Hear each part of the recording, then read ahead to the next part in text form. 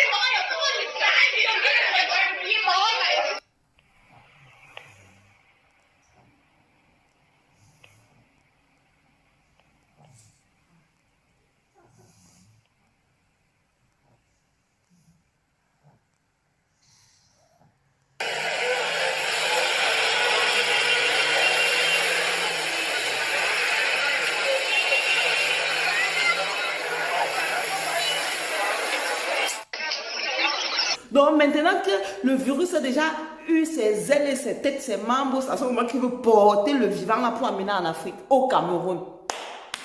Vous avez menti le tout, vous avez d'abord oui. Hé, vous courez, vous partez où? 300 Camerounais, même pas un. 300 une fois. Donc vous voulez une fois arriver sur le terrain camerounais, finir avec les Camerounais une fois. Les Camerounais, vous avez fait quoi? Hey! Maman, je suis dépassée. Non, je suis dépassée. Quand j'ai entendu ça, elle m'a dit tiens!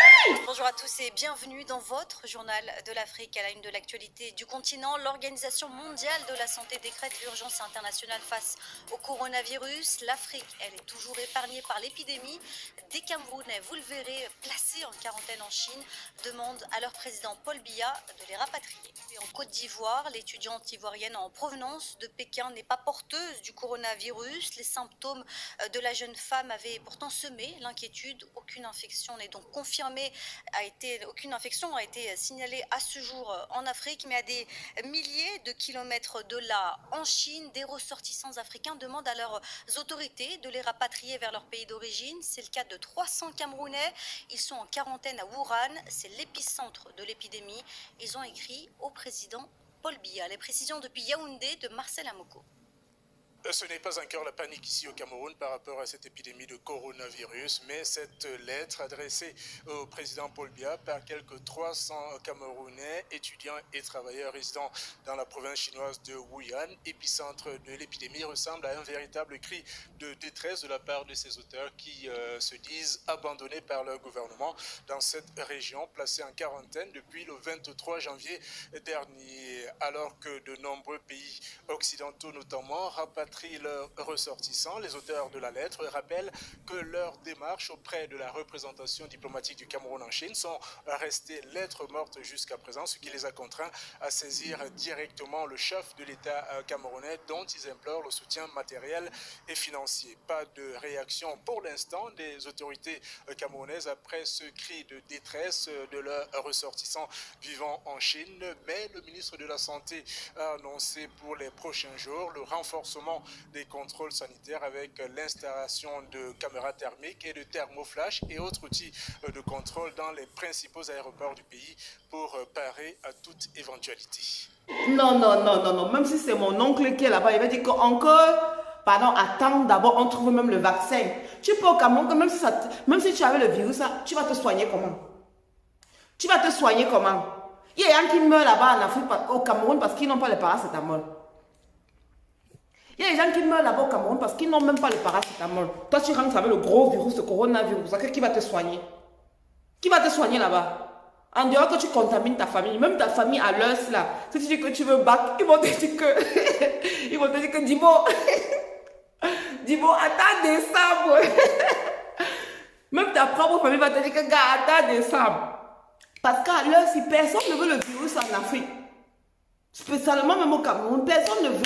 Donc même vos familles là, s'ils connaissent que vous êtes en Chine et s'ils sont informés du virus corona, le gros virus corona là, ils vont vous dire que gars, attends décembre, tu étais déjà là l'année passée, même il y a 5 ans donc, si tu as attendu 5 ans, même 6 ans, tu peux mettre encore dessus, donc gars, laisse.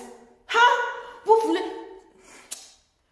Les gens se plaignent que, oui, les Européens, les Américains, les Canadiens, ils ont récupéré leur enfant dehors. Pourquoi le Paul Biya ne fait pas ça et tout et tout, tout. Mon frère, vous comparez avec eux. Vous avez les mêmes mesures de sécurité. Vous avez les mêmes mesures de précaution. Eux, ils font déjà les avions spéciaux. Il y a un avion hier qui allait sortir de l'Allemagne, un avion militaire spécialement conçu pour ça. Enfin, préparé pour ça. Ils ne prennent pas l'avion que les gens prennent pour prendre la route tous les jours. Là. Non! Ils ont d'abord un avion spécial. Ils envoient l'avion spécial. L'avion arrive. L'avion récupère les Allemands. Dès qu'ils arrivent sur le terrain allemand, on ne sort pas dans l'aéroport, on se balade comme ça, on commence à tousser partout pour infecter tout le monde sur le terrain, sur le territoire. Non. Ils ont les mesures de précaution. Et les mesures de précaution coûteuses. Ils vont créer déjà un gros tuyau qui quitte de l'avion jusqu'au bus qui va les transporter à l'hôpital. Et ce n'est que dans le tuyau là, c'est la quarantaine en fait. Déjà, leur quarantaine commence déjà à l'aéroport. Ce n'est pas le genre qu'ici, on va vous porter dans les bus. Vous allez tousser partout dans les villes. Et puis, on va vous amener à l'hôpital. Vous allez laisser le virus partout. Non, je ne dis pas que vous êtes tous malades. Peut-être qu'il y a certains là-bas qui sont en santé. Mais malheureusement, mon frère, mon gars, tu vois, c'est man wait. Prie seulement Dieu. Déjà, vous êtes déjà en quarantaine là-bas.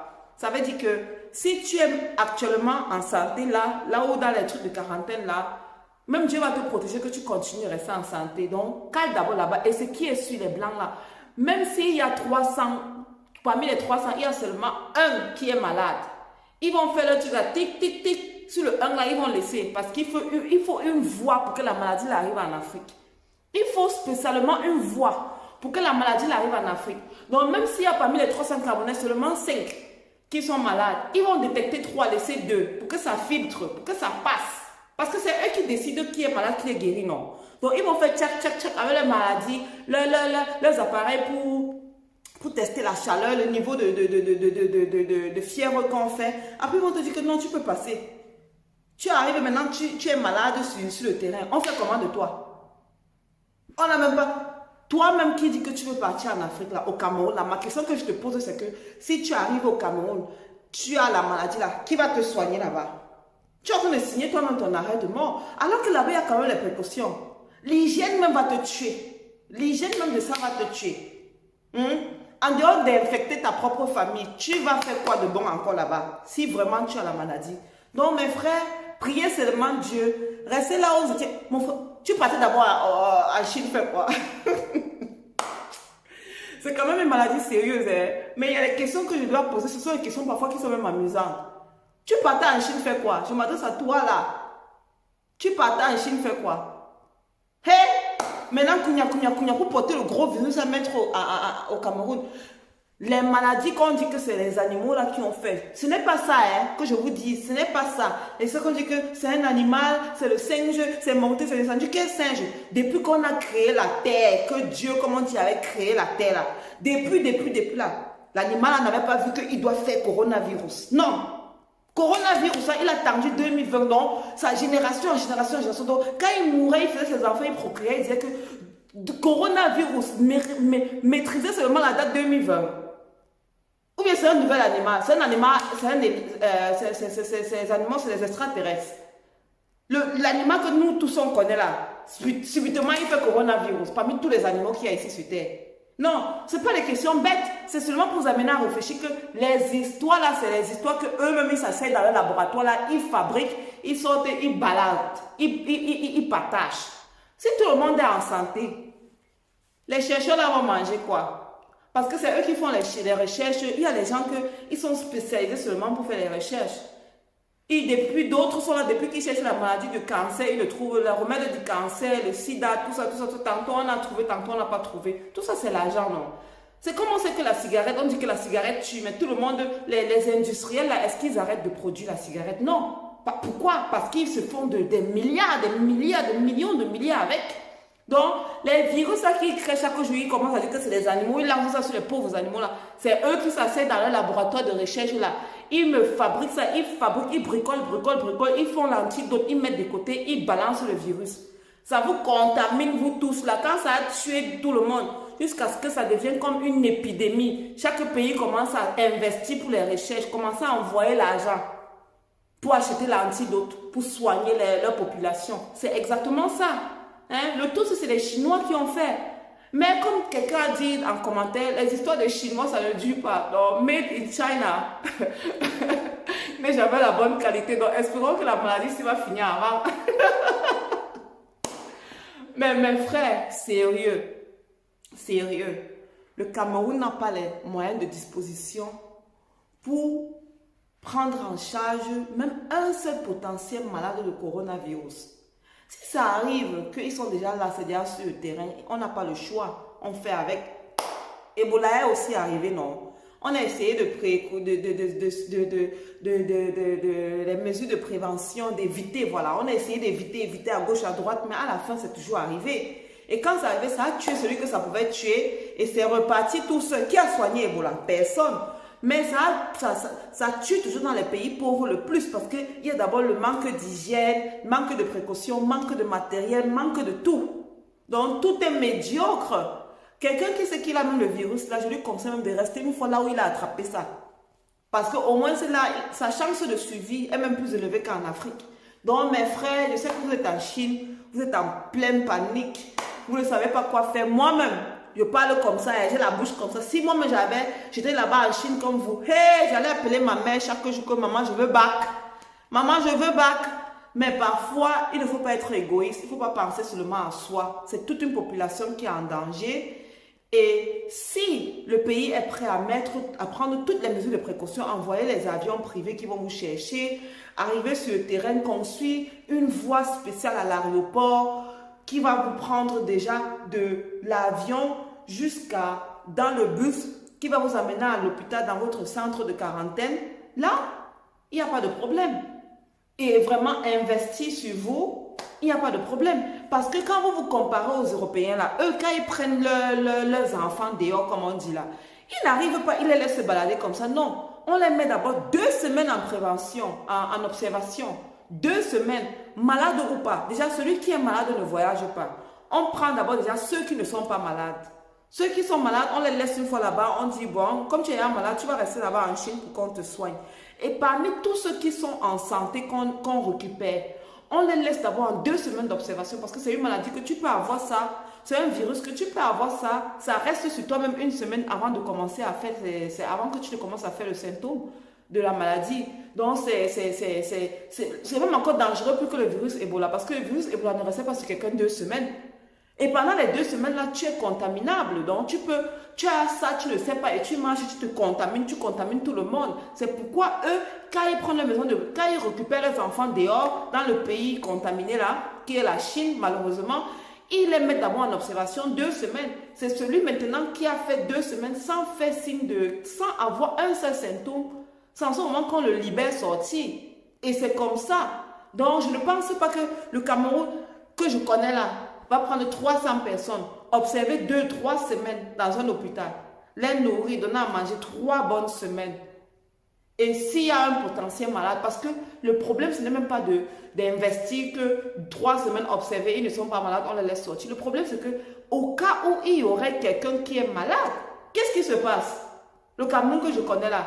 S'il y a même un seul infiltré qui entre, en un mois, on va entendre que la moitié de la population est contaminée.